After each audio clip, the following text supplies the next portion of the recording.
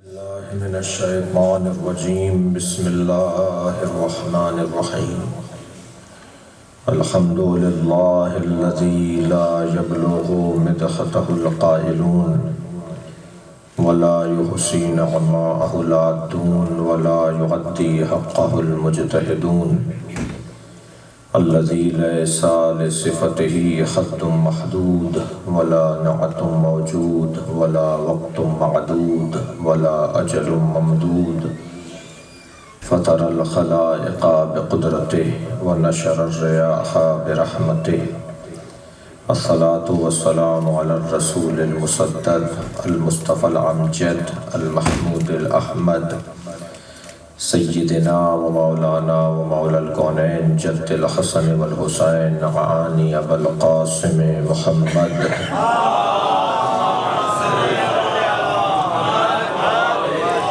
وآله الطيبين الطاهرين المعصومين الذين قال الله إنما يريد الله ليذهب عنكم الرجس أهل البيت ويطهركم تطهيرا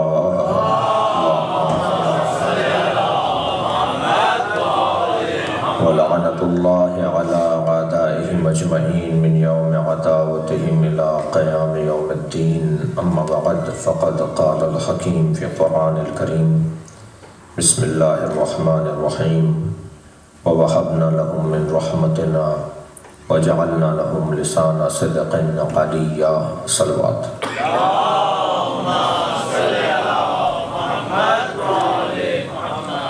سورہ مبارکہ مریم کی آیت کریمہ جسے ایک مرتبہ پھر دہرایا پروردگار عالم اپنے اس کلام میں ارشاد فرما رہا ہے اور ہم نے اپنی رحمت سے انہیں عطا کیا اور ہم نے ان کے لیے اعلیٰ درجے کی سچی زبان قرار دی۔ ابراہیم علیہ السلام کی نسل میں اللہ آخری زمانے میں ایک سچی زبان قرار دے رہا ہے۔ ذکر خیر ابراہیم علیہ السلام کی اولاد کو اللہ باعث خیر، صاحب خیر، وجہ خیر بلکہ خود خیر قرار دے رہا ہے، یعنی یہ جہاں ہوں گے وہاں خیر ہی خیر، ان کا ذکر جہاں ہوگا وہاں خیر ہی خیر۔ اور ویسے بھی اللہ خالق خیر ہے، خالق شر نہیں ہے۔ اللہ نے شر کو خلق ہی نہیں کیا، اس لیے کہ شر خلق کرنے کا محتاج بھی نہیں ہے، شر خلق ہوتا بھی نہیں ہے، خیر خلق ہوتا ہے۔ عدم خیر کو شر کہا جاتا ہے، جہاں خیر نہیں ہے وہاں خود ہی شر ہے، شر کو بنانے کی ضرورت نہیں ہے۔ علم نہیں ہوگا تو ایک شر آئے گا جسے جہل کہا جاتا ہے، علم کا عدم شر، لہذا شر کو بنانے کی ضرورت نہیں۔ شر ایک امر عدمی ہے، ایک ایسا امر ہے جو عدم ہے۔ جیب میں ہاتھ ڈالا کچھ بھی نہیں نکلا تو اس کے لیے کوئی کارنامے کی ضرورت نہیں ہے، کارنامہ تو یہ ہے کہ کچھ نکلے۔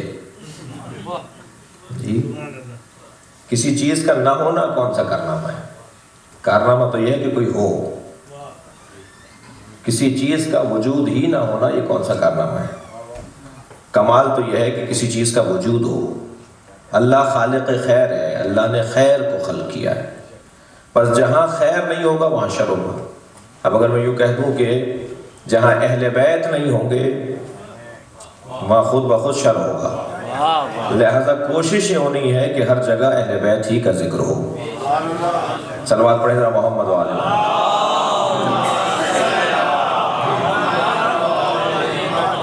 اور تھوڑا سا قریب آ جائیں گے تو عنایت ہوگی آپ کی۔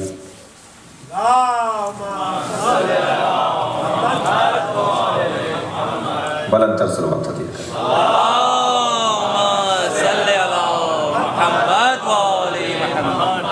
اور وہ جو آخری زمانے میں ذات کبریا حضرت ابراہیم کے لیے ذکر خیر کو قرار دے رہا ہے، وہ ذکر خیر ایک مجلس کی صورت میں اس وقت ہو رہی ہے۔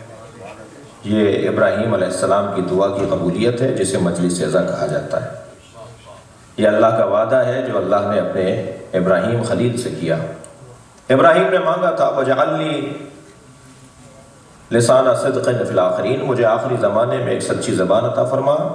اللہ نے جواب یہ دیا وَجَعَلْنَا لَهُمْ لِسَانَ صِدْقٍ عَلِيًّا، اور ہم نے ان کے لیے اعلیٰ درجے کی سچی زبان قرار دے دی۔ تو عزیزان گرامی، گفتگو یہاں تک پہنچی، اس کو آج پیوست کروں کل کی بات سے کہ سچ بولنا ممکن ہی نہیں ہے جب تک کہ علم نہ ہو۔ سچ اور جھوٹ بولنے کا تعلق علم سے ہے۔ خبر ہوگی تو اس کو صحیح بیان کرنا سچ کہلائے گا، خبر ہی نہیں ہے تو اسے بیان کرنا سچ اور جھوٹ کا مصداق نہیں پائے گا۔ علم ضروری ہے، اور علم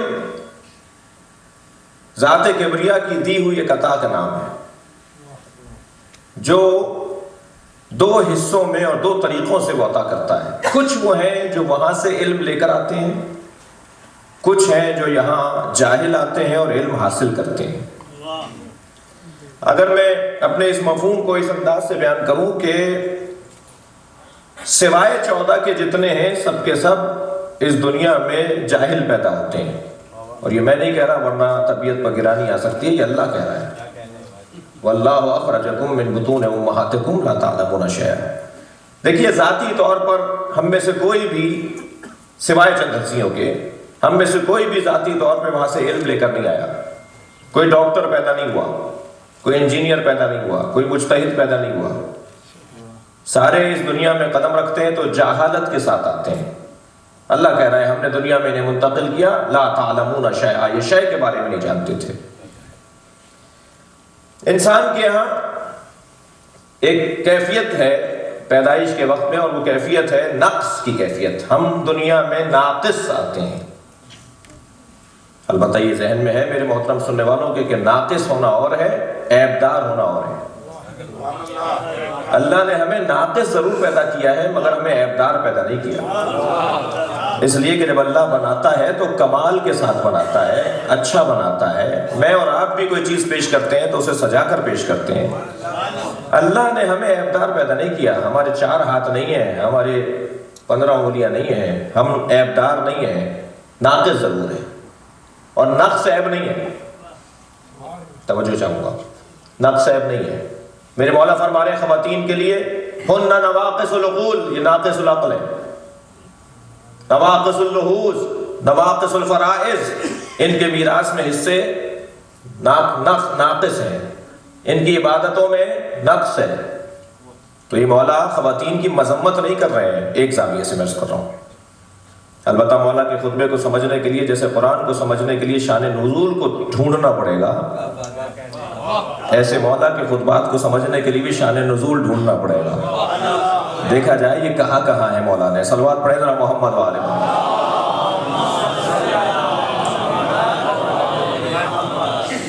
پھر دوبارہ جملہ دوہرا رہا ہوں، ناقص ہونا اور ہے اور عیبدار ہونا اور ہے۔ اللہ نے ہم سب کو ناقص پیدا کیا ہے، اور نقص کی ضد ہے فضل۔ توجہ ہوگا، نقص کی ضد ہے فضل۔ فضل در مقابل نقص۔ ہم فضائل لے کر نہیں آئے ہیں، نقائص لے کر آئے ہیں۔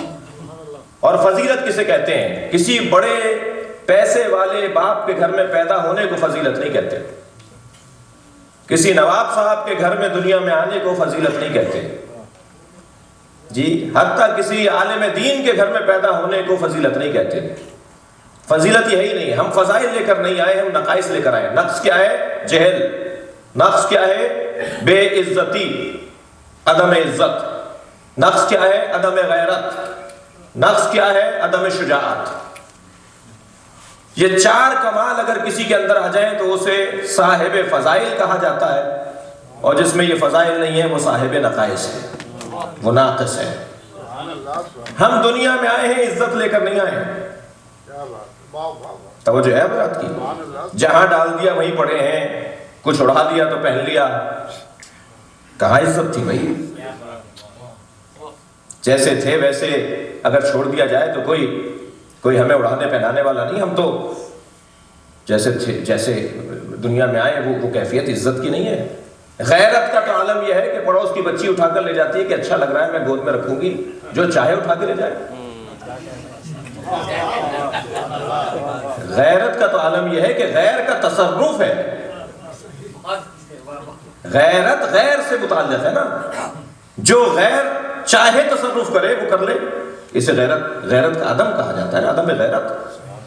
جس کا چاہے بھائی اگر غیر ہمارے بدن پہ تصرف کر لے تو وہ تو بے غیرتی ہو، اور اگر غیر ہمارے عقیدے پہ تصرف کر لے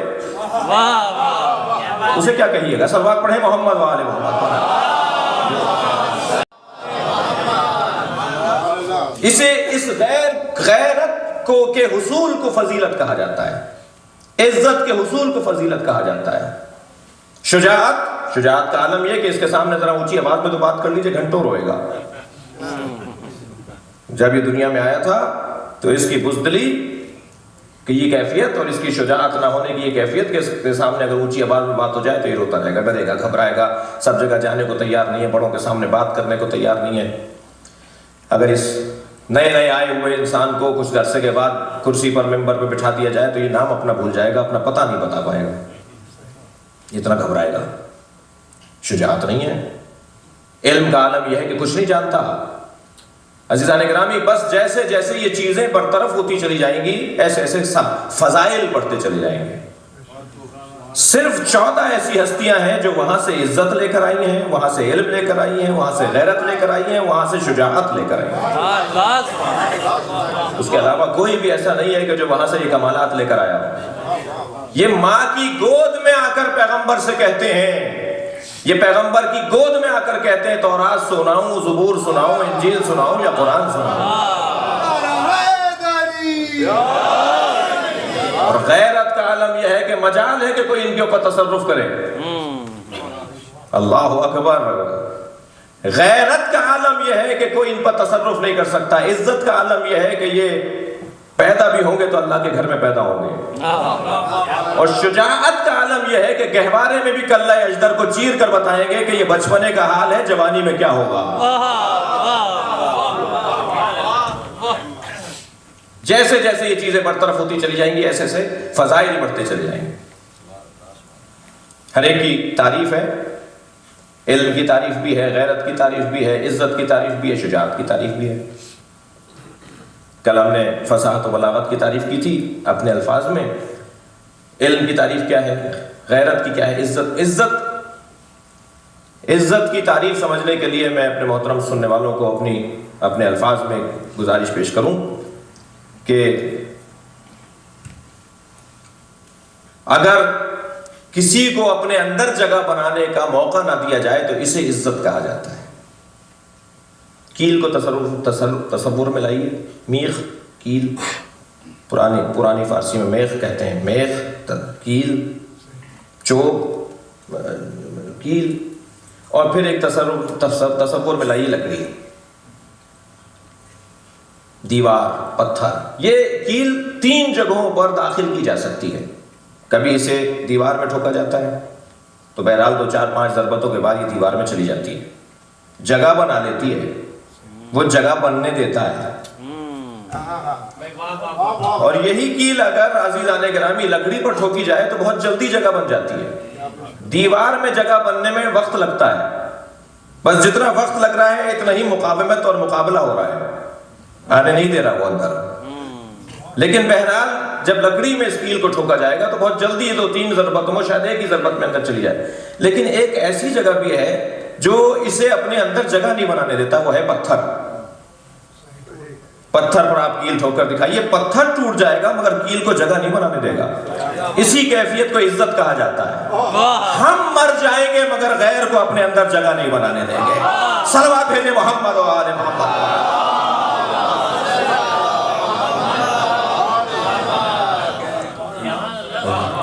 غیرت کا بھی کچھ اسی طرح سے. غیر کو تصور میں لانے کے لیے پہلے فصیل کو تصور میں لانا پڑے گا، دیوار کو تصور میں لانا پڑے گا، وہاں والے اور یہاں والوں کو تصور میں لانا پڑے گا، غیر کا تصور پہلے ایجاد کرنا پڑے گا۔ غیر کے بارے میں کیا طے کریں کہ غیر کسے کہتے ہیں؟ ہمارے ہاں محاوروں میں کہا جاتا ہے بھائی اپنے بچے کی شادی کہاں غیروں میں کر رہے ہو یا اپنوں میں کر رہے ہو؟ تو یہ کون سا غیر ہے؟ غیر کہتے کسے ہیں؟ غیر کی حدیں کیا ہیں؟ کیا کہا جائے کہ وہ اپنا کہلائے اور کیا ہو کہ وہ غیر کہلائے؟ کیا کسوٹی ہے کہ جو غیر کہلائے گی جس کی بنیاد پر؟ غیر کہلانے کے لیے عزیزان گرامی عقیدے کی فصیل ہے۔ جس کا عقیدہ حق بجانب ہے وہ اپنا ہے، اور جس کا عقیدہ باطل ہے وہ غیر ہے۔ اب اگر کسی اور کو جو اس کا عقیدہ ہمارے مطابق نہیں ہے اور صحیح نہیں ہے، اسے اگر جگہ بنانے دی جائے تو وہ ہے عدم غیرت، بے غیرتی۔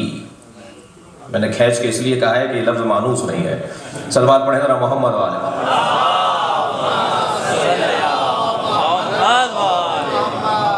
اسی طرح شجاعت کا تصور یہ ہے کہ جو آستین فوراً لوٹ لے، جو بات بات میں ایک مرتبہ اپنی توانائی کا اظہار کرے، اپنی طاقت کا مظاہرہ کرے، بہت شجاع ہے بھائی۔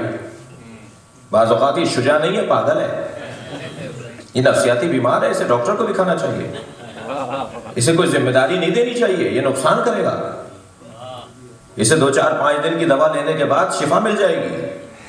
بہت سارے لوگ اسے شجاعت کہتے ہیں کہ جو دیوانگی ہے۔ جی جوانی اور ہے، دیوانی اور ہے۔ جوان دیوانہ نہیں ہوتا، صاحب قدرت و طاقت ہوتا ہے، توانائیاں رکھتا ہے، وہ دیوانہ نہیں ہے۔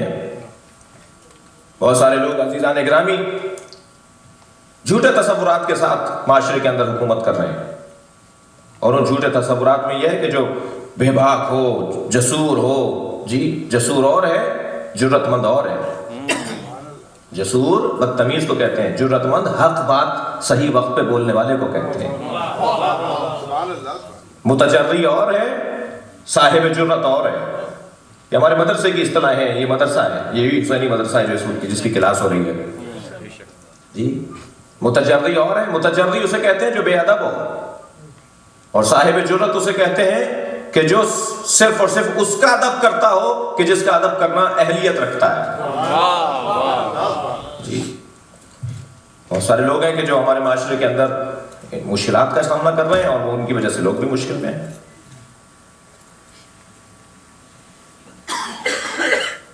شجاعت کہاں اپنی توانائی کا اظہار کرنا چاہیے اور کیسے کرنا چاہیے؟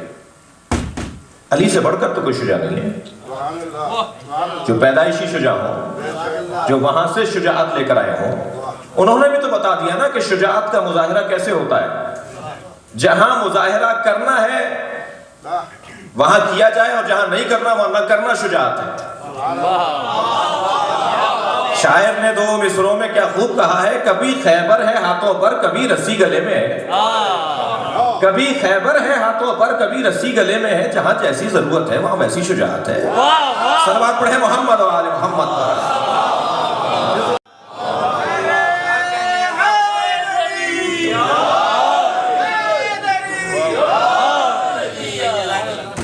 اسی طرح علم کی بھی ایک تعریف ہے، علم کی بھی ایک تشریح ہے۔ علم کی تشریح کیا ہے؟ علم کسے کہتے ہیں؟ ذخیرہ معلومات کو علم نہیں کہا جاتا، ورنہ کمپیوٹر سب سے بڑا عالم ہوگا۔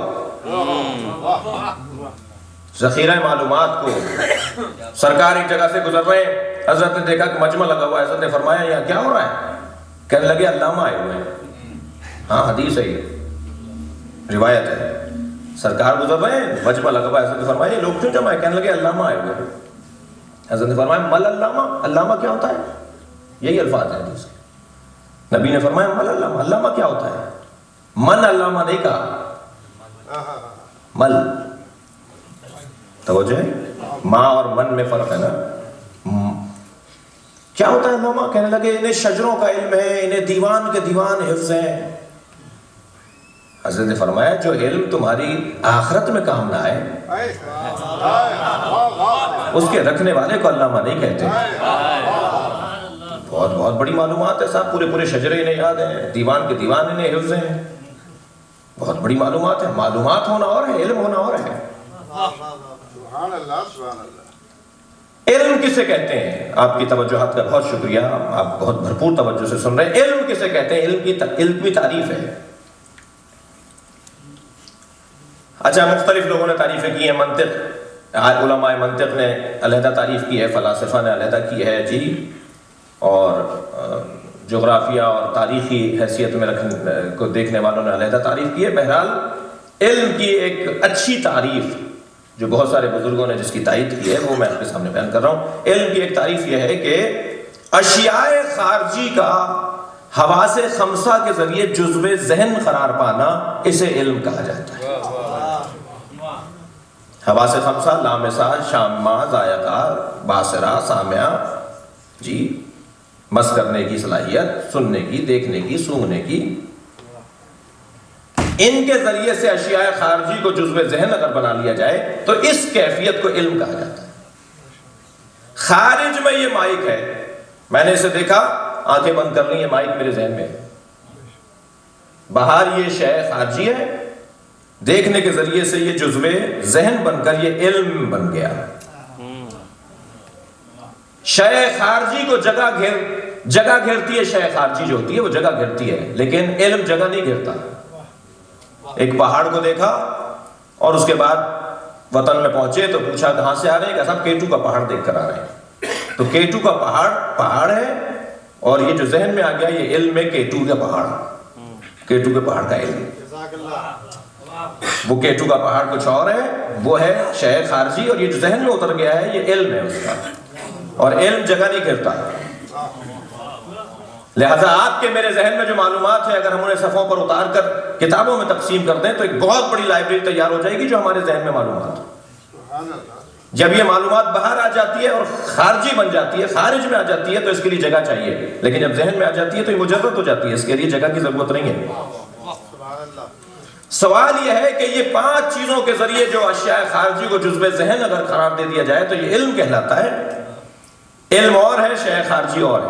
جو حواس خمسہ رکھتے ہوں گے وہی عالم بنیں گے. بھائی میری آنکھوں کی زد میں جو چیز آ رہی ہے وہی دیکھوں گا تو میں دیکھنے کے ذریعے عالم بنوں گا.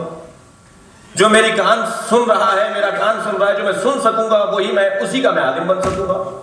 لیکن جو میرے ان 5 چیزوں کی پہنچ سے دور ہیں ان کا تو میں عالم نہیں بن سکتا.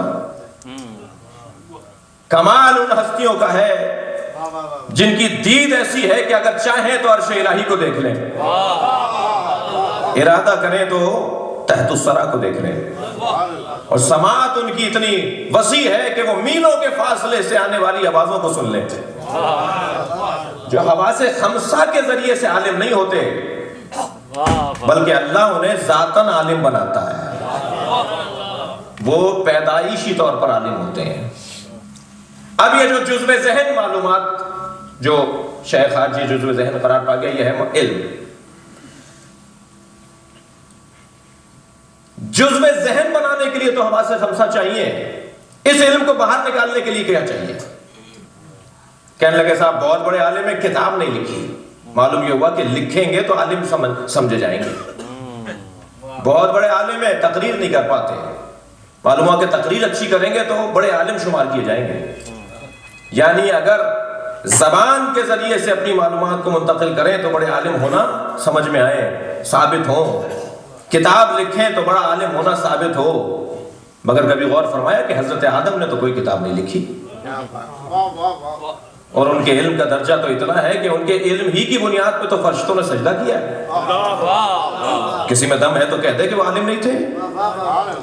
یہ تو وہ قبیلہ ہے نا جو پیدائشی عالم ہوتے ہیں، یہ تو اس قبیلے سے ہیں. حضرت آدم نے تو کوئی کتاب نہیں لکھی. فارابی، ارسطو، جی، ملا ہادی سبزواری، سقراط، یہ لوگ اگر کتابیں نہ لکھیں تو قابل مذمت. علامہ تو دہر ہو گئے، انہوں نے کوئی کتاب نہیں لکھی، قابل مذمت. مگر حضرت ابراہیم نے تو کوئی کتاب نہیں لکھی، حضرت موسیٰ نے تو کوئی کتاب نہیں لکھی، سرکار دو جہاں نے تو کوئی کتاب نہیں لکھی. سرکار نے تو قلم ہی ہاتھ میں نہیں لیا. سرکار نے کبھی قلم ہاتھ میں نہیں لیا. اور اس شبہے میں پڑھ کر لوگوں نے کہا صاحب انہیں لکھنا نہیں آتا.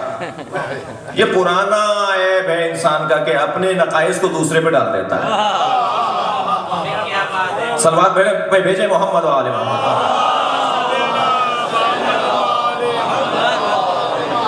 भाई तुमने अगर कलम हाथ में लिए हुए नहीं देखा तो ये दलील कैसे हो गई कि इन्हें लिखना नहीं आता? इन्होंने कलम हाथ में नहीं लिया, उसकी बहुत बड़ी हिकमत है, बहुत बड़ी हिकमत है। बहुत सारी चीजें मेरे और आपके लिए फजीलत हैं, किसी और के लिए, किसी और शख्सियत के लिए वही नक्स होगा, वही ऐब हो जाएगा। बहुत सारी चीजें हमारे लिए नक्स और ऐब हो सकते हैं, कुछ और हस्तियां होंगी जिनके लिए वो नक्स ऐब नहीं है। मैं अगर कलम से दोस्ती नहीं करूं तो मेरे लिए ऐब, लेकिन कुछ हस्तियां ऐसी हैं जो कलम को दूर रखेंगे, इसलिए कि कलम करीब कर लेंगे तो एक और बड़ी मुश्किल सामने आएगी। मैं इस बात को इस मिसाल से रोशन करूं अपने छोटे साथियों के लिए, कमसिन साथियों के लिए, बुजुर्गों से दुआ लेनी है। पैगंबर अकरम ने कलम हाथ में नहीं लिया। हजरत आयतुल्लाह मोहम्मद हुसैन तबातबाई साहिब अल-मीज़ान, तफसीर अल-मीज़ान के मौलिफ, बहुत बड़ी मारूफ उनकी तफसीर है, और तफसीर कुरान की आयात से उन्होंने तरतीब दी है, इसलिए बहुत ही जामे उनकी तफसीर। उनके फर्जंद जिनकी मैंने ज़ियारत की क़ुब में, वो नक़ल कर रहे थे कि हमारे अब्बा आयतुल्लाह मोहम्मद हुसैन तबातबाई हर कुछ मुद्दत के बाद मुझे कुछ कागज़ देते थे और कहते थे इसे कुएं में डाल के आ जाओ, और मैं वो कागज़ कुएं में डाल के आ जाता था। शायद 10 मरतबा मैंने वो कागज़ कुएं में डाल दिए। उसी तरह एक दफ़ा और हमें कहा कि डाल के आओ, तो मैं ले जा रहा था तो एक कागज़ कुछ मुड़ा हुआ था, मैंने महसूस किया उस पर एक मिसरा नज़र आ रहा है, तो उसे सीधा करके देखा तो एक बेहतरीन कलाम, बेहतरीन नज़्म, गज़ल नज़्म। दूसरा कागज़ देखा तो एक बेहतरीन शाहकार कलाम, एक एक मिसरा बोलता हुआ।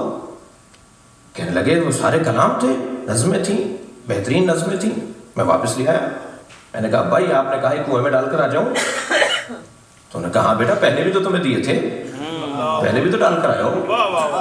कहने लगे पहले भी यही अशार थे, क्या माजरा है, आप इतने बेहतरीन अशार कुएं में डलवा रहे हैं? कहने लगे हाँ मुझे अल्लाह ने शेर कहने की सलाहियत दी है, मैं शेर कहता हूँ, और जब बहुत सारे जमा हो जाते हैं तो तुमसे कहता हूँ कि जाके कुएं में डालियो। कहने लगे भाई ये कैसे, क्यों? कहने लगे तुम्हें नहीं पता मैं तफसीर कुरान लिख रहा हूँ, अगर कुरान की तफसीर के साथ मेरा दीवान छपेगा तो लोग कहेंगे शायर ने तफसीर लिखी है। अल्लाह का कलाम मुतासिर होगा, तफसीर कुरान मुतासिर हो जाएगी। पैगंबर ने कलम इसलिए नहीं उठाया कि कलम उठा लेते तो कहते ये कुरान इन्होंने लिखा है। सलावत पढ़े मोहम्मद व आले मोहम्मद।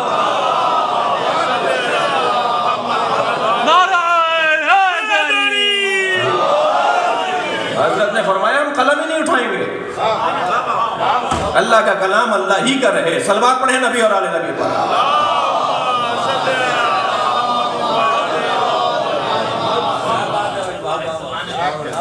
क्यों नहीं लिखा पैगंबर अकरम ने कोई किताब, क्यों नहीं पेश की? मौलाए कायनात ने कोई किताब नहीं लिखी।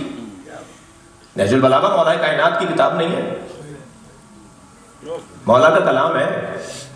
अगर मैं बड़ा अच्छा जुमला मुझे अल्लामा नक्कन का याद आ रहा है, वो फरमाते हैं कि नहजुल बलागा के हवाले से कहते हैं कि नहजुल बलागा जी इल्म अली का नाम नहीं है, कशकोल सैयद रजी का नाम। मौला के दरवाजे पर कशकोल लेकर खड़े हैं, जो इसमें आ गया उसे नहजुल बलागा नाम दे दिया। सलवात पढ़े नबी और आले नबी पर।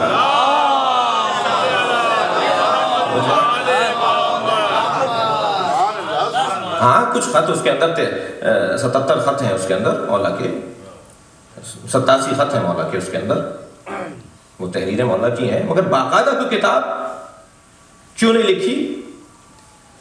अज़ीज़ान गिरामी जुमला महसूस करेंगे, ये हस्तियां अपने इल्म का इजहार कागज पर नहीं करते, ये हस्तियां अपने इल्म का इजहार पैकरों पर करती हैं। हाँ पैगंबर की किताब का नाम अबू ज़र गफारी है, मौलाए कायनात की किताब का नाम मालिक अश्तर है। सलवात पढ़े मोहम्मद व आले मोहम्मद। बगैर इल्म के माशरा तबाही और बर्बादी के दहाने तक पहुंच जाता है। और अल्हम्दुलिल्लाह हमारे पास सबसे बड़ा एजाज़ और इफ्तिखार ये है कि हम जिनके दरवाज़ों पर बैठे हैं उनकी सबसे बड़ी फजीलत यह है कि वो आलिम है, और इल्म उनका बहुत बड़ा एजाज़ और इफ्तिखार और इज्जत है। और फ़ख्र भी अगर अली कभी करते हुए दिखाई देते हैं तो अपने इल्म पर फ़ख्र करते हैं। دعویٰ کرتے ہیں پوچھو مجھ سے پوچھو، اس سے پہلے کہ تم فاقد ہو جاؤ، اس سے پہلے کہ تم مر جاؤ، اس سے پہلے کہ تم برباد ہو جاؤ۔ تفقدونی کا یہ بھی ترجمہ ہے۔ کسی نے پوچھا جناب مولا کائنات سے، یا علی آپ کے نزدیک سب سے بڑی فضیلت کیا ہے؟ ہم تو آپ کے فضائل بہت پڑھتے ہیں، ہمارے ذہن میں فلاں فضیلتیں ہیں، آپ بتائیے آپ کے نزدیک سب سے بڑی آپ کی کیا فضیلت ہے؟ تو سورہ مبارکہ رات کی آخری آیت تلاوت فرمائی، فرمانے لگے میری سب سے بڑی فضیلت یہ ہے کہ اللہ نے مجھے اپنے ساتھ گواہ رسول بنایا ہے۔ من عندہ علم الکتاب، اور اس میں عنوان یہ ہے کہ وہ میرے ساتھ گواہ رسول ہے۔ رسول تمہاری رسالت پر وہ گواہ ہے میرے ساتھ کہ جس کے پاس علم الکتاب ہے۔ علم کو بنیاد فضیلت قرار دے رہے مولا۔ سچ بولنے کا تصور ممکن ہی نہیں ہے جب تک کہ علم کا تصور نہ ہو۔ جو جتنا بڑا عالم ہوگا اتنا ہی اس کی صداقت ثابت ہوگی۔ جو آج کا نظریہ کل تبدیل کر دے اس کے علم کی کمزوری تھی۔ جو اپنے خیالات کو تبدیل کر لے ماننا پڑے گا کہ اس کی معلومات کی کمی تھی۔ لیکن جس کے پاس معلومات بھرپور ہوتی ہے، اس کی رائے بھی اچھی ہوتی ہے، اس کا مشورہ بھی اچھا ہوتا ہے، اس کا فیصلہ بھی اچھا ہوتا ہے۔ اور یہی قاعدہ قانون ہمیں اپنے اداروں میں، اپنے ممالک میں، اپنے تمام تر متعلقہ تنظیموں میں اور اداروں میں رکھنا ہوگا۔ جو زیادہ معلومات رکھے اسی کو حق ہے کہ فیصلہ بھی وہی کرے۔ سبحان اللہ، سبحان اللہ۔ اگر یہ پیمانہ بنا لیا جائے کہ وہ فیصلہ کرے جس کے پاس معلومات زیادہ ہے۔ صلوات پڑھیں محمد و آل محمد۔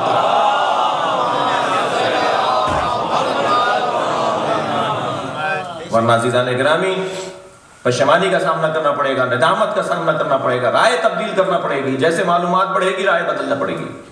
جو زیادہ معلومات رکھتا ہے اسی کو حق ہے کہ وہ سربراہی کرے، اسی کو حق ہے کہ وہ اچھا مشورہ دے۔ علم، لیکن علم کافی نہیں ہے جب تک کہ علم کے ساتھ سمجھ نہ ہو۔ علم اور ہے، سمجھ اور ہے۔ اگر میں اسے ٹیکنیکی زبان میں کہہ دوں تو علم اور ہے، فقہ اور ہے۔ ہر عالم فقیہ نہیں ہے مگر ہر فقیہ عالم ہے۔ اور علم کے لیے یہ ضروری بھی نہیں ہے کہ میٹرک تک پڑھیں گے تو یہ پڑھے لکھے شمار ہوں گے۔ ایک لمحے میں بھی آ سکتا ہے، ایک لمحے میں بھی آ سکتا ہے، ایک لمحے میں بھی دروازہ کھل سکتا ہے۔ علم ذاتی طور پر صاحب کمال نہیں ہے جب تک کہ فقہ نہ ہو، یعنی سمجھ نہ ہو۔ اگر علم سمجھ عطا نہیں کر رہا، اگر علم فقہ عطا نہیں کر رہا، اگر علم سمجھداری عطا نہیں کر رہی تو وہ معلومات کا ذخیرہ ہوگا، علم نہیں ہے۔ وہ علم کون سا ہے جس کے لیے کہا گیا ہے کہ العلم نور؟ وہ کون سا علم ہے؟ علم کی تعریف کی ہے نا معصوم نے، معصوم فرمانا ہے العلم نور، علم نور ہے۔ وہ کون سا نور؟ وہ کیا ہے جو نور ہے؟ وہ ہے فقہ، وہ ہے سمجھ، وہ ہے گہرائی، وہ ہے حقیقت تک رسائی۔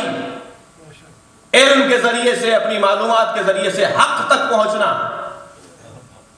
بڑے بڑے دانشور دکھائی دیں گے، بڑے بڑے پڑھے لکھے دکھائی دیں گے اور سمجھ ان کی زیرو ہوگی۔ تھوڑی سی بات کرنے کے بعد معلوم ہوگا کہ ان کو تو کچھ سمجھ ہی نہیں ہے۔ ہم ایک جگہ مجلس پڑھنے جا رہے تھے، کہنے لگے مولانا سارے یہاں پر فوجی افسران آئیں گے مجلس میں، ذرا سنبھل کے پڑھیے گا۔ تو میں نے کہا بھائی انہیں دینی علم کتنا ہے؟ میں کون سا فوج کی جو معلومات ہے وہ اس کا لیکچر دینے جا رہا ہوں جو گھبراؤں؟ ان کا تو دینی علم تو نہیں ہے ان کے پاس۔ یہ ڈاکٹر ہوں گے، میں کب کون، میں طب کے اوپر کون سی تقریر کرنے جا رہا ہوں؟ ہاں ڈاکٹروں کے سامنے اگر طب پہ تقریر ہو رہی ہو تو مجھے گھبرانا چاہیے کہ بھئی میرا موضوع نہیں ہے، مجھے ذرا سنبھل کے بولنا پڑے گا۔ لیکن جو میں بات کرنے جا رہا ہوں اس کے بارے میں تو یہ جاہل ہے۔ یہ ڈاکٹر اپنی جگہ ہوں گے، یہ فوجی افسران اپنی جگہ پر ہوں گے، لیکن جو علوم آل محمد ہیں وہ کچھ اور ہیں۔ جی ایک سے لے کے 10 تک عربی میں گنتی آتی نہیں ہے، روب جھاڑ رہے ہیں ہمارے اوپر۔ صلوات پڑھیں ذرا محمد و آل محمد۔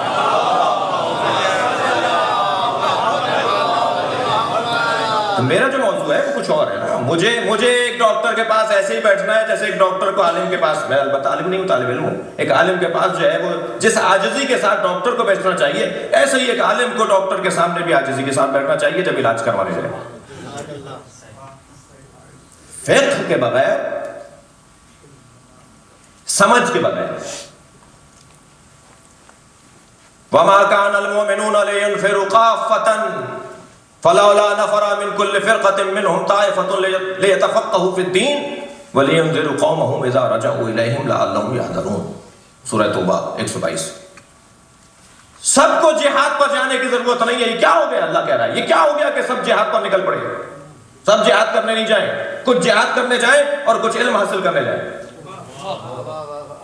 سب اگر جہاد پر چلے جائیں گے اور علم حاصل کرنے نہیں جائیں گے تو معاشرہ غیر متوازن ہو جائے گا.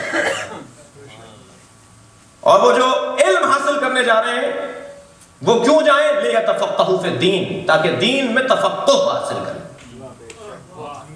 دین میں سمجھ حاصل کریں. تفقہ، فقہ، سمجھ. وَلِيُنذِرُوا قَوْمَهُمْ إِذَا رَجَعُوا إِلَيْهِمْ لَعَلَّهُمْ يَحْذَرُونَ. اس کے بعد کیا ہے؟ فقہ. عزیزان گرامی، یہ جو فقہ ہے، یہ جو سمجھ ہے، یہ اگر سرا میرے ہاتھ میں آ جائے تو میرے معاشرے کی 85 بلکہ سینکڑوں الجھنیں دور ہو جائیں. جو جس کا کام ہے وہ کرے، جو جس کا کام نہیں ہے وہ اس کے حوالے کر دے جس کا کام ہے. آپ جس ملک کے اندر رہتے ہیں وہاں تو یہ بات منتقل کرنا بہت آسان ہے کہ یہاں جس کا شعبہ نہیں ہوتا اس میں وہ دخالت نہیں دیتا. پچھلے دنوں میرا اتفاق رہا، گھر میں کچھ مشکل تھی، آغا خان ہسپتال میں 20-25 دن جانا آنا رہا. آنکھ والا ڈاکٹر دل والے ڈاکٹر کے بارے میں ہاں ہوں بھی نہیں کرتا. مثلا دل والے ڈاکٹر کے سامنے ہم نے آنکھ والے ڈاکٹر کا مشورہ رکھ دیا کہ حضور انہوں نے یہ فرمایا، آپ کیا فرماتے ہیں ڈاکٹر صاحب بتائیے. کہتا نہیں میں اس میں ہاں بھی نہیں بولوں گا، ہوں بھی نہیں بولوں گا، میں اشارہ بھی نہیں دوں گا، میرا موضوع ہی نہیں ہے. جبکہ معلومات اس کے پاس ہوگی یقیناً، لیکن وہ دوسرے شعبے کے اندر، جبکہ دونوں طبیب ہیں، وہ دوسرے شعبے میں دخالت ہی نہیں دے رہا. یہ دین اتنا غریب کیسے ہے؟ جو چاہتا ہے رائے دینے کے لیے آمادہ ہو جاتا ہے.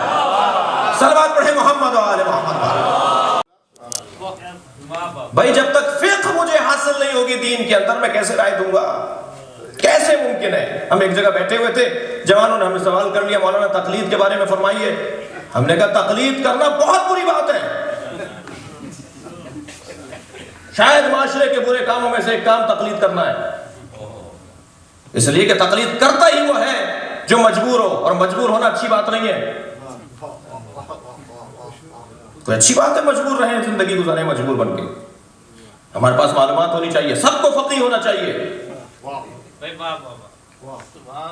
پہلی بات تو یہ ہوگی سب کو عالم ہونا چاہیے، سب کو فقیہ ہونا چاہیے. یہ کوئی اچھی بات نہیں ہے، بہت اچھی بات نہیں ہے، بری بات ہے تقلید کرنا. سب کو عالم ہونا چاہیے، سب کو فقیہ ہونا چاہیے، سب کو مجتہد ہونا چاہیے.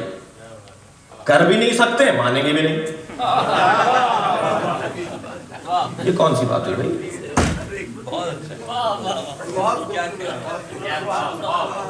خود اس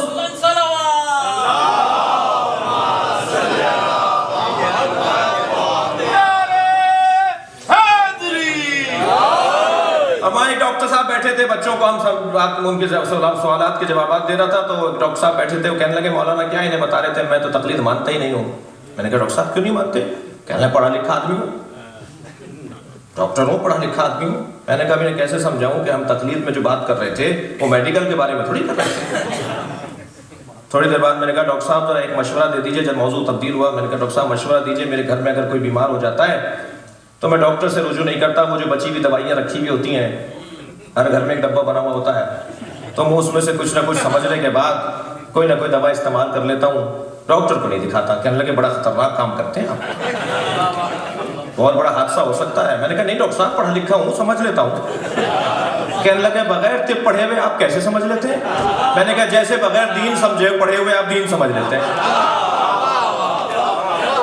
ممکن نہیں ہے. صلوات پڑھے ذرا محمد و آل محمد.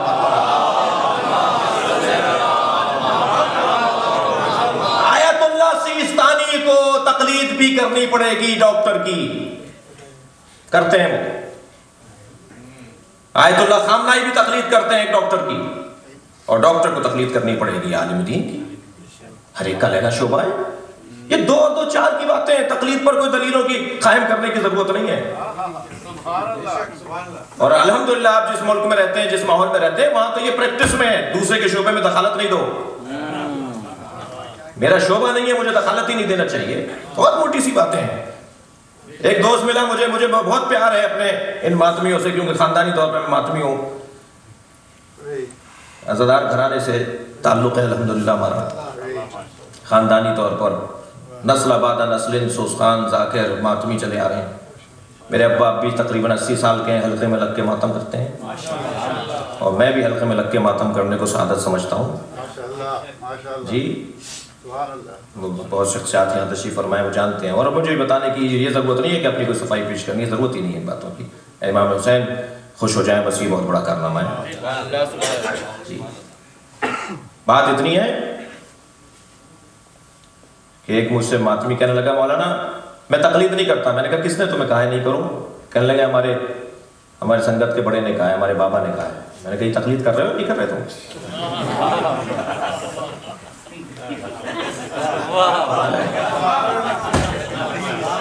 بھائی یہ بھی تو تقلید ہے نا، بہت موٹی سی بات ہے. بھائی کسی کے کہنے پر تم عمل ضرور کر رہے ہو جسے تم بڑا سمجھتے ہو. بس موٹا سا فرق ہے، کوئی سیستانی صاحب کو بڑا سمجھتا ہے، کوئی خامنائی صاحب کو بڑا سمجھتا، تم بابا کو بڑا سمجھتے ہو. بڑا تو ماننا پڑے گا. کسی کو صلوات پڑھیں محمد والے.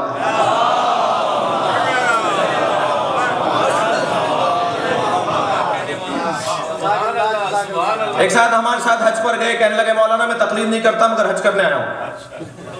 میں نے کہا آپ کو شرعی مسائل کس نے سکھائے تھے؟ کہنے لگے ہماری اماں نے سکھائے تھے. میں نے کہا پھر وہ مجتہدہ تھیں. بھائی وہ بھی تحفۃ العوام سے ہی سکھا رہی تھی نا. تو تحفۃ العوام بھی 12 مجتہدین کی کتاب ہے. میرے خیال سے یہ الجھن ختم ہونی چاہیے. یہ تو جدید دور ہے، تعلیم کا دور ہے، ابھی اس الجھن میں نکلنا چاہیے ہمیں باہر. اتنا ضرور ہے کہ فقہ کے بغیر علم نہیں ہے. جب تک کہ علم ہمیں سمجھداری تک نہ لے جائے اس وقت تک یہ علم نہیں ہے. معلومات کا ذخیرہ ضرور ہے، کمپیوٹر کا عنوان ضرور ہے، کیونکہ علم 2 اور 2 4 کہ جمع اور تفریق اور ضرب کو کہا جاتا ہے اگر اس کے ذریعے فقہ حاصل ہو رہی ہے. یہ بتائے ہمیں کہ اس سے نتیجہ کیا نکلنا ہے. نتیجے لینے والی کیفیت کو فقہ کہا جائے گا. اور عزیزان گرامی اگر بغیر فقہ کے علم حاصل ہو، بغیر سمجھ کے علم حاصل ہو تو معاشرے میں فساد بھی پھیل سکتا ہے. اپنی سمجھ پر عمل کرنے کو فقہ نہیں کہتے، علم کے بتائے ہوئے دستور اور رستوں پر عمل کرنے کو فقہ کہا جاتا ہے. اور اگر اپنی سمجھ کے مطابق فیصلہ کرنا شروع کر دیا تو معاشرہ تباہی کی طرف چلا جائے گا، جسے قیاس کہا جاتا ہے. قیاس معاشرے کا سب سے بنیادی مسئلہ ہے کہ جو معاشرے میں فساد پھیلاتا ہے. جو مجھے اچھا لگ رہا ہے اسے دین میں داخل کر لوں، جو مجھے اچھا لگ رہا ہے اسے دین کا حصہ بنا دوں، اس لیے کہ میں دیندار ہوں، مذہبی ہوں، دیندار ہوں. میں جو کروں گا دین کے عنوان سے کروں گا، میرا ٹائٹل دین ہی ہوگا، میرا عنوان زندگی دین ہوگا. جو مجھے اچھا لگ رہا ہے اسے میں دین کا حصہ بنا لوں. میرے اچھے لگنے اور نہ لگنے سے دین کا جزء قرار دینا لازم نہیں ہے. توجہ چاہوں گا، ورنہ مشکلات ہو جائیں گی، پریشانیاں ہو جائیں گی، الجھنیں ہو جائیں گی. یہ کوئی غالب کا اور جوش کا مصرع نہیں ہے کہ جس پہ مصرع لگا دیا جائے. یہ دین ہے، اس کا ایک ایک دستور معصور ہے، ایک ایک دستور منقول ہے. ایک جانب ہم کہتے ہیں ائمہ ہمیں قیامت تک کے سارے مسئلوں کا حل دے کر گئے. معصوم نے تو فرمانا ہے، معصوم کا فرمانا ہے کہ ہم اپنی احادیث میں قیامت تک آنے والے سارے مسئلوں کا حل دے کر جا رہے ہیں. اسے سمجھنے والوں کے اندر اہلیت ہونی چاہیے. ہماری احادیث کو سمجھنے والوں میں اہلیت ہونی چاہیے کہ وہ ان احادیث سے ان مسئلوں کا حل نکالیں. اور ائمہ نے سب مسئلے بیان کرتی ہیں، حدیث کو سمجھنے کی ضرورت ہے. 18 قسمیں حدیثوں کی. بعض اوقات ایک فتویٰ دکھا کر کہتے ہیں جی فتویٰ یہ کہہ رہا ہے، حدیث یہ کہہ رہی ہے. تو بھئی اگر مجھے حدیث مل گئی تو فتویٰ دینے والے کو بھی تو حدیث ملی ہوگی. 18 قسمیں حدیث کی جس سے فتویٰ نہیں دیا جا سکتا. ہر حدیث کی قسم سے فتویٰ نہیں دیا جا سکتا. یہ ہم پر ان بزرگوں کا احسان ہے، ان کی مہربانی ہے، ورنہ ہم سب کو تحقیق کرنا ضروری ہے. اور جو مجھے اچھا لگا میں اسے جزو دین بنا لوں، یہ کارنامہ نہیں ہے. یہ کہیں جا کے بند گلی میں کھڑا کر دے گا. اور جس نے قیاس کی بنیاد پر فیصلے کیے وہ رسوا ہوا،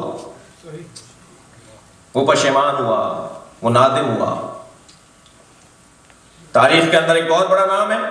سب سے پہلے تو قیاس کرنے والا خود شیطان ہے. اپنی سمجھ کے مطابق فیصلہ لینا.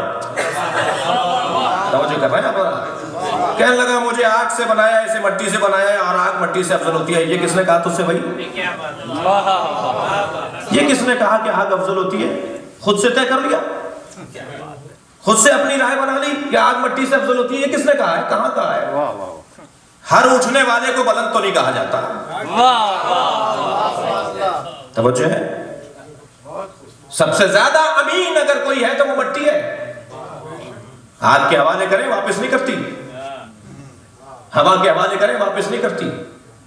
جی توجہ کر لیا حضرات؟ پانی کے حوالے کریں واپس نہیں کرتی. یہی عناصر اربع ہے نا. مٹی کے حوالے کریں دیتے ایک ہیں لوٹاتی 14 ہے. اس لیے اللہ نے خلیفۃ اللہ کو زمین پر رکھا ہے. صلوات پڑھیں محمد و آل محمد. یہ تو نے کہاں سے طے کر لیا بھائی کہ آگ افضل ہے اور مٹی مفضول ہے؟ یہ خود سے طے کر لیا. اور خود سے طے کر کے ایک مرتبہ قیامت تک کے لیے انک الرجیم ان علیک لعنتی الی یوم الدین، تیرے اوپر میری لعنت رہے گی قیامت تک. یعنی خود سے فیصلہ کرنے والا، اتنا محنتی، اتنا عبادت گزار، محنتوں کو ضائع کر دیا خود فیصلہ کرنے کی وجہ سے. خود سے قیاس کر لیا.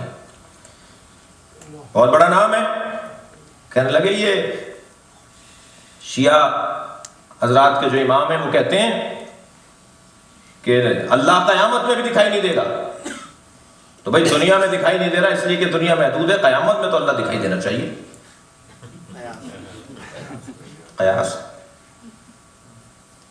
اور شیطان آگ ہے، آگ سے بنا ہوا ہے، جن ہے، اور کہتے ہیں جی دوزخ میں ڈالا جائے گا. یہ کیسے ممکن ہے؟ آگ آگ پر اثر کرے. اسی طرح فتویٰ دے رہے تھے، کہنے لگے جو کچھ ہم کرتے ہیں وہ اللہ کرواتا ہے، ہم کچھ نہیں کرتے. جبر کا عقیدہ. بہلول دانا گزر رہے تھے، ایک مٹی کا ڈھیلا اٹھایا اور مار دیا. اور یہ پہنچ گئے دربار حاکم میں کہ صاحب بہلول نے ہمیں پتھر مار دیا. بلا لیا بہلول. بہلول تمہارے کاموں میں تو حکمت پائی جاتی ہے، یہ بتاؤ تم نے پتھر کیوں مارا انہیں؟ بہت بڑے عالم ہیں، تو بہت بڑے مفتی ہیں، پورا مکتب ان کے نام پر ہے. کہنے لگے یہ بیٹھے ہوئے کہہ رہے تھے کہ شیطان آگ سے بنا ہے اور وہ دوزخ میں جلایا جائے گا. یہ کیسے ممکن ہے آگ آگ پر اثر کرے؟ تو یہ مٹی سے بنے، ہم نے مٹی ماری ہے نا، تو مٹی مٹی پہ اثر کر گئی. اور کہہ رہے تھے کہ یہ اللہ دیکھنے میں نہیں آئے گا. تو ان کو کیا ہو رہا ہے؟ درد ہو رہا ہے. دکھائیں درد ہے کہاں؟ ضروری نہیں ہے کہ کوئی چیز ہو تو وہ دکھائی بھی دے. توجہ کر لیا ذرا. اور کہہ رہے تھے سب کام اللہ کرواتا ہے، جب اللہ کرواتا ہے تو اللہ نہیں کروایا. صلوات پڑھیں گے محمد و آل محمد. عزیزان گرامی، قیاس اتنا خطرناک انداز فکر ہے کہ جو معاشرے کو صحیح رخ سے ہٹا کر بگاڑ کی طرف لے جائے گا. یہ لطیفہ نہیں ہے جو سنانے جا رہا ہوں، یہ تاریخی ایک المیہ اور ایک تاریخی عبرت ہے. قیاس کے رکھنے والے شرمندہ ہوتے ہیں، پشیمان ہوتے ہیں، نادم ہوتے ہیں. ان کا مستقبل برباد ہو جاتا ہے جو اپنے ذہن کے مطابق فیصلے کرتے ہوں، البتہ دین میں داخل کرتے ہوں اپنے ذہن کو. ایک شخص حمص کے شہر میں داخل ہوا تو کیا دیکھا کہ مؤذن اذان کہہ رہا ہے اور کہہ رہا ہے یقولون اہل الحمص، اہل حمص کہتے ہیں اشہد ان لا الہ الا اللہ. اذان میں ہونا تو یہی چاہیے سیدھا سیدھا اشہد ان لا الہ الا اللہ. وہ کہہ رہا ہے اہل حمص کہتے ہیں اشہد ان لا الہ الا اللہ. کہنے لگے بھائی یہ کیا ماجرا ہے؟ یہ اذان میں ترمیم ہو گئی. کہنے لگے وہ مؤذن جو ہے وہ چھٹی پر گیا ہوا ہے، تو ایک غیر مسلم کو بلایا ہے کہ اذان کہہ دو. وہ کہتا ہے میں تو نہیں بولتا اشہد ان محمد رسول اللہ، میں تو نہیں بولتا. یہ لوگ بولتے ہیں. ایک جگہ دیکھا نماز پڑھا رہا ہے ایک مولوی، تو ایک ٹانگ پہ کھڑا ہو کے نماز پڑھا رہا ہے، ایک ٹانگ کو ہوا میں معلق کیا ہوا ہے. یہ تاریخی واقعہ ہے، ٹانگ کو معلق کیا ہوا ہے. کہنے لگے یہ کیا ہو رہا ہے؟ کہ نماز ہو جائے تو انہیں سے پوچھتے ہیں. جب نماز مکمل ہوئی تو ان سے پوچھا بھائی کیا ہو رہا تھا؟ کہنے لگے ہم آ رہے تھے، چھینٹ لگ گئی تھی، ایک پیر نجس ہو گیا. تو ہم نے کہا ایک پیر کو معلق کر لو اور پاک پیر پر کھڑے ہو کر نماز پڑھ لو. آپ دیکھ رہے ہیں کتنا خطرناک نتیجہ قیاس کا. ایک صاحب کو دیکھا انہوں نے کہ ایک زندہ کی نماز جنازہ پڑھا، اسے باندھ کر لٹایا ہوا ہے مسری میں اور 40 آدمی پیچھے کھڑے ہوئے. وہ کہہ رہے ہیں پڑھائیں نماز، اور وہ پکار پکار کے کہہ رہا ہے میں زندہ ہوں، میں زندہ ہوں، اور یہ نماز جنازہ پڑھا رہے ہیں. بھائی یہ کیا ہو رہا ہے؟ کہنے لگے بھائی میں کیا کروں، میں 40 کی مانوں یا ایک کی مانوں؟ یہ 40 کہہ رہے ہیں مردہ، یہ ایک کہہ رہا ہے میں زندہ ہوں. کتنا خطرناک ہے. یہ واقعات گزرے ہیں، یہ مذاق بن گیا دین کا.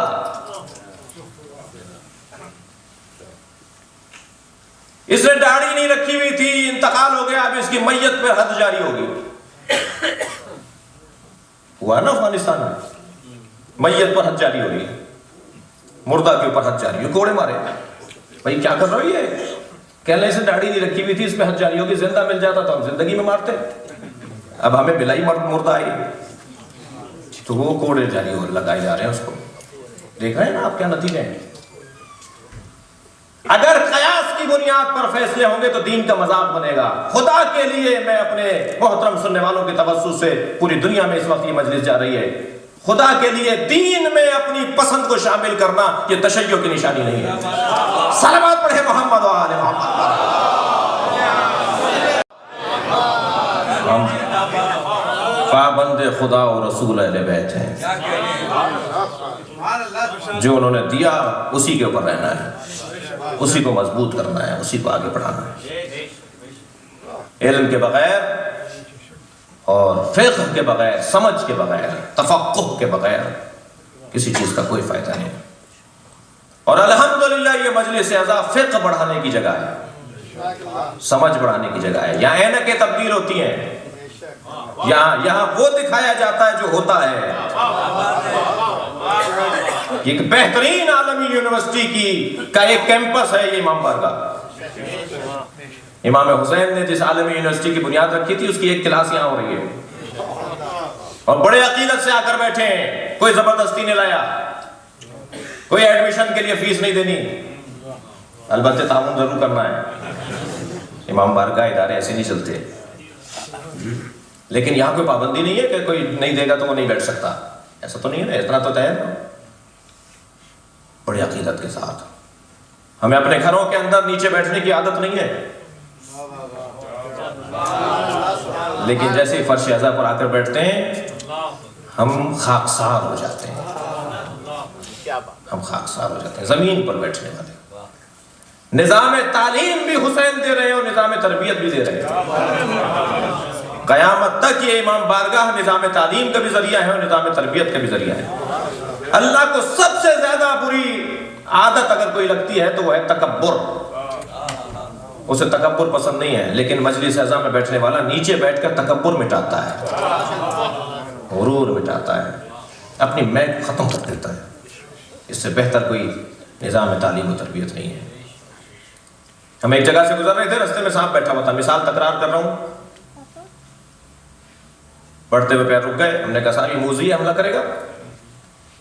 لوگ کہنے لگے دیکھو مولانا کو بڑی شجاعت کی باتیں کرتے ہیں. سانپ کو دیکھ کے ڈر گئے. اب ہم سوچنے لگے کہ ان کے چڑھانے میں آئے. بہت پرانا دستور ہے، چڑھا کر بہت سے لوگ پیچھے سے گم ہو جاتے ہیں. ہم ان کے چڑھانے میں آئے یا عقل مندی کا ثبوت دیں. ابھی یہی سوچ رہے تھے، ایک بچہ برابر میں آ کے بیٹھا، کہنے لگا مولانا یہ پلاسٹک کا ہے. ہم نے اسی سانپ پر پیر رکھا اور گزر گئے. یہ پہلے پیر رکے کیوں تھے، پھر پیر اٹھے کیوں؟ جملہ محسوس کریں گے. جب حقائق روشن ہو جاتے ہیں تو اقدامات بھی تبدیل ہو جاتے ہیں. ساری دنیا جس یزید سے ڈر رہی تھی، حسین اس کی حقیقت کو جانتے تھے. صلوات پڑھے محمد و آل محمد.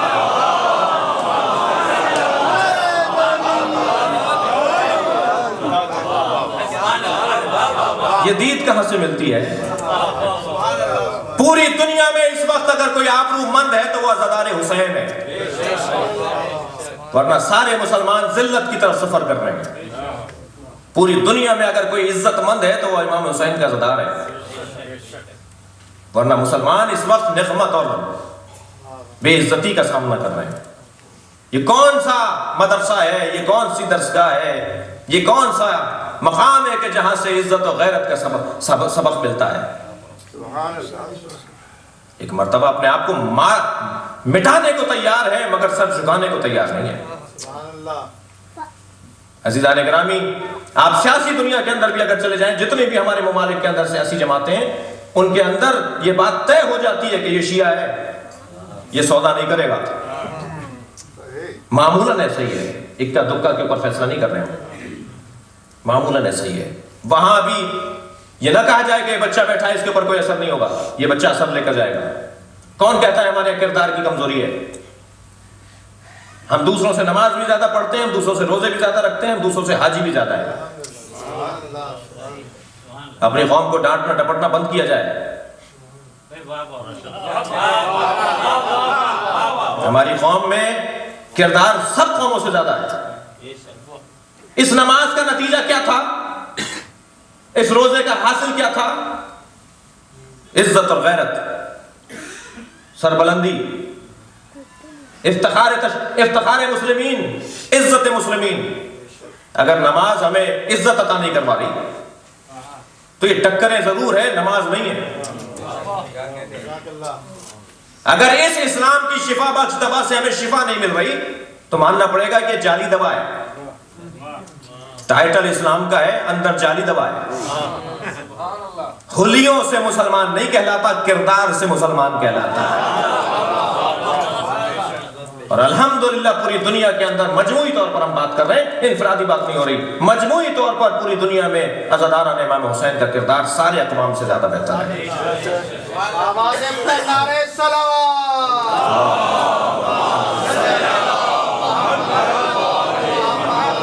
عزت اور آبرو مندانہ زندگی گزارنے والے لوگ ٹھیک ہے، جو اس طرح سے جیتے ہیں انہیں اس طرح سے مرنا بھی پڑتا ہے۔ کب تک مریں گے؟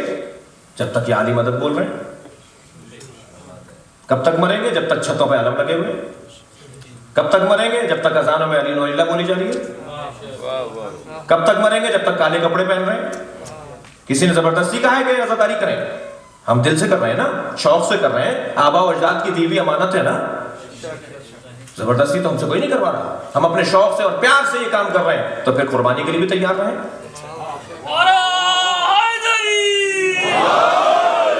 قربانی تو دینی پڑے گی۔ کہنے لگے صاحب فلاں لوگ ہیں جو شیشمانوی ہیں ہمارے ساتھ، انہیں تو کوئی نہیں مار رہا، اللہ نہ کرے انہیں کوئی مارے، کسی کو بھی کوئی نہیں جانا چاہیے اس طرح سے۔ لیکن بھائی وہ روڈ پر ماتم نہیں کرنے آتے۔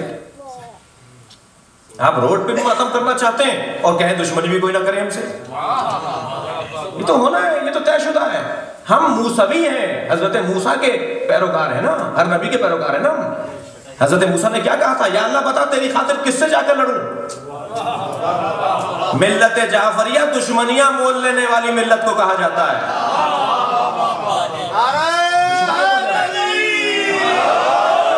اللہ نے کہا اذهب الى فرعون انه طغى، جاؤ فرعون کی طرف، یہ طاغی ہو گیا ہے۔ معلوم یہ ہوا کہ اللہ کی خاطر لڑنا یہ انبیاء کرام کا شیورہ ہے۔ یہ ہم لڑائی تو کر رہے ہیں، ایک مسلسل جہاد ہے۔ ہم کسی کے بڑے کو، کسی کے سسٹم کو توڑ دیں اور وہ ہمارے گردن نہ اڑائے۔ جی ہم ایک سسٹم توڑ رہے ہیں، ہم اپوزیشن ہیں، ہم ایک بہت بڑے نظام کے خلاف ایک جہاد کر رہے ہیں، 1400 سال سے جہاد کرتے آ رہے ہیں، اس میں کامیابی بھی ہے، ہماری تعداد میں بھی اضافہ ہے، ہماری عزت میں بھی اضافہ ہے، لہذا یہ ریئیکشن تو ہونا ہے۔ ایک جملہ پھر تکرار کر رہا ہوں، وہ ہمارے بدن کو مار رہے ہیں، ہم ان کے نظریے کو مار رہے ہیں۔ دشمن ہمیں مار کر مضطرب ہے، ہم مر کے مطمئن ہیں۔ صلوات پڑھیں محمد و آل محمد۔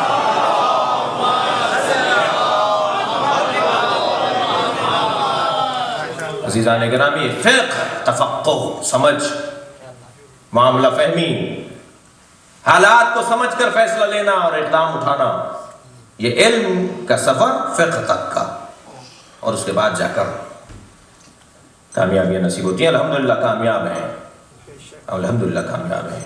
ہم نفس مطمئنہ کے ماننے والے ہیں، اس لیے ہمیں امام حسین کو دیکھنا ہے، وہ جیسا چاہیں گے ایسا ہوگا۔ امام ہمیں عزادار دیکھنا چاہتے ہیں۔ بھائی حسین، جناب زینب فرما رہی ہیں میرا دل بیٹھا جا رہا ہے، بی بی شب عاشور غش کھا گئی تھی، دوڑتی ہوئی ایک بی بی آئی امام حسین کے پاس، زینب بے ہوش ہو گئی ہے۔ امام پہنچے، اپنی بہن کے سرحانے سورہ شفا تلاوت فرمائی، جناب زینب نے آنکھیں کھول دی، دیکھا بھائی باہر سرحانے بیٹھے، فرمایا بہن زینب کیا بات ہے؟ کہا میرا دل بیٹھ رہا ہے، کل جو روز عاشور آنے والا ہے کیا ہوگا کل؟ اتنا بڑا لشکر، یہ تلواریں تیز کرنے والے لوگ، اور ہمارے پاس تو چند لوگ ہیں، یہ کل مار دیں گے، یہ سب کچھ ختم ہو جائے گا۔ تو جملہ کہا تھا امام حسین نے، نہیں بہن، یہ کل ہمیں مار دیں گے، اس جگہ ہمارا مزار بنے گا اور لوگ دور دور سے میری قبر کو دیکھنے آئیں گے،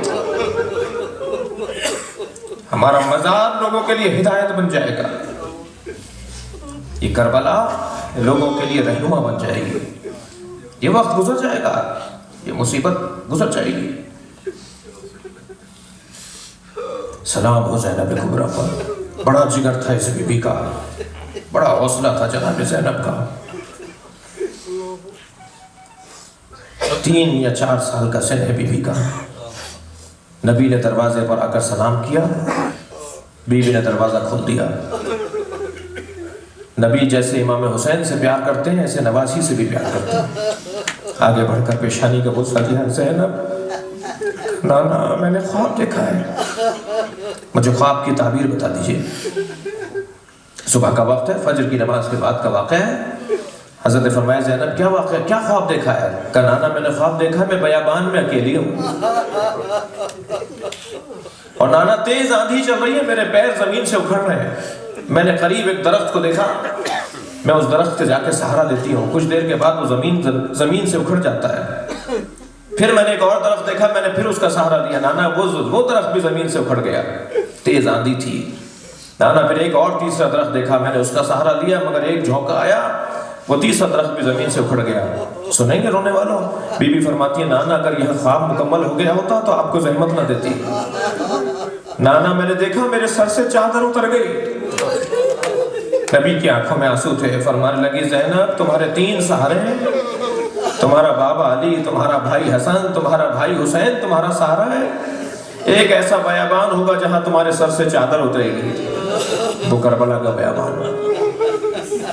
رونے والوں ذرا تصور تو کیجئے، جو زینب کبھی اپنے بابا کے سامنے بغیر چادر کے نہ آئی ہو، جو زینب کبھی اپنے بھائیوں کے سامنے بغیر چادر کے نہ آئی ہو، جب عصر عاشور شہادت حسین کے بعد جناب زینب کے سر سے چادر اتار لی گئی، وہ کیسا منظر تھا کہ ایک مرتبہ جناب فاطمہ کبریٰ کہتی ہیں کہ میں نے ایک گھوڑ سوار کو دیکھا جس کے ہاتھ میں نیزہ تھا اور وہ میری جانب بڑھ رہا تھا، اور میں اس سے پکار کے کہہ رہی تھی میں سیدانی ہوں، میں نبی زادی ہوں، میں علی کی بیٹی ہوں، میں خانوادہ پیغمبر سے ہوں، لیکن ایک مرتبہ میرے سر پر نیزے کی انی چبھی اور میں زمین کربلا پر گر گئی۔ کچھ دیر کے بعد جب مجھے افاقہ ہوا تو میں نے دیکھا میرے سرہانے پھوپھی بیٹھی ہیں، تو جناب فاطمہ کبریٰ کہتی ہیں پھوپھی اماں میرے سر پہ چادر نہیں ہے، وہ ظالم چادر اتار کر لے گیا۔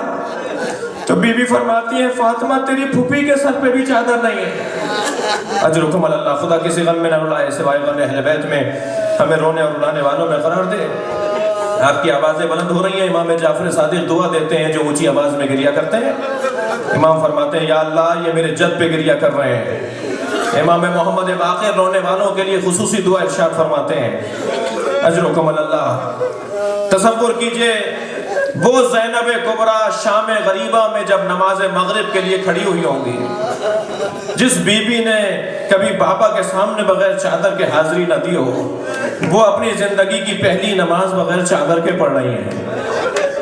کیسے کہا ہوگا اللہ اکبر، یا اللہ میں نے نمازیں تو بہت پڑھی ہیں مگر یہ نماز بھی قبول کر لے. زینب کے سر پر چادر نہیں ہے اور تیری بارگاہ میں وہ حاضر ہے.